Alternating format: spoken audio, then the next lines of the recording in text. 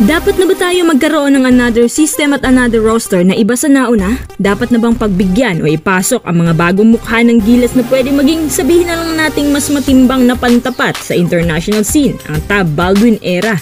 Kung isa ka sa mga nakasubaybay nung nahawakan ni Tab Baldwin ng Gilas na binubuo ng collegiate players at overseas league players, siguro masasabi mo na dapat ibalik na natin yon para may sustainability ang Gilas program. Pero kung ikaw naman ay isang PBA fan, hindi ka sasang-ayon sa ideyang to.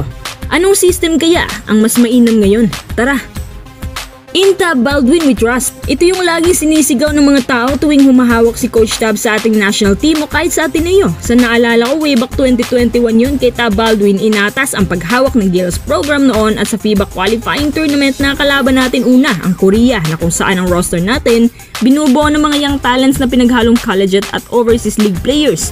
Ang Korea, na kung saan hirap talunin ng PBA dahil umano sa Korean curse, madali lang nilang natalo under Coach Tab Baldwin. Sumunod, yung nakalaban natin na ang Serbia, na kung saan hindi nalalayo ang kalamangan nila sa Gilas dahil madali din tayong nakakahabol. In the end, 6 points lang ang kalamangan ng Serbia sa Gilas at proud ang mga Pinoy sa naging resulta kahit talo. Dahil nga hindi tayo natambakan, si Tab Baldwin ay naglalaro ng tinatawag na swing system. Ang swing system ay medyo may pagkakahawig ng konti sa triangle, read and react. Ang kaibahan lang ay pinapatakbo din dito ang motion offense na kung saan magkakaroon ng frequent na pasahan at transitioning na hindi nakarely sa mga set plays. Highlight din sa system na to yung screening at cutting para makakreate ng smart plays. Ito rin yung system na hinahanap ang mga mismatch spots sa low or high posts. Naniniwala ako na kumpara sa dribble drive, mas effective at structured pa rin ang swing.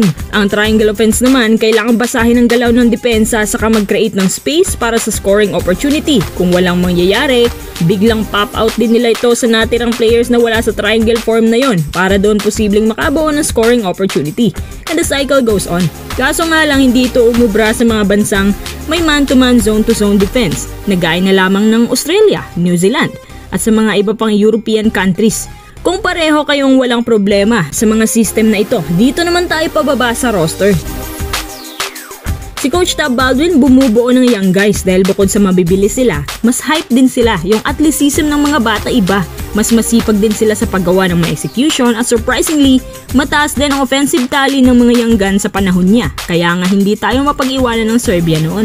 Magandang pagkakabalanse ng Gilas under Tab Baldwin at matatapang din pumukol ang mga yon. Of course, nandun din si Kai Sotto sa kanila. Kay Coach Tim ko naman binubuo ng mga overseas league players at PBA players. Kadalasan talaga mga PBA players.